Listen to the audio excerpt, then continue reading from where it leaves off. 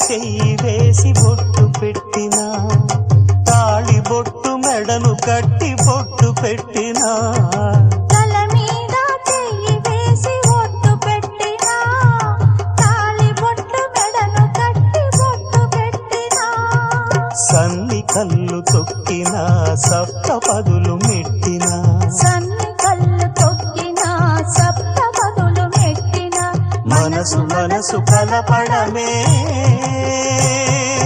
మంత్రం పరమార్థం. శ్రీరస్తు శుభమస్తు, శ్రీరస్తు శుభమస్తు. శ్రీకారం చుట్టుకుంది పెళ్లి పుస్తకం, ఇక ఆకారం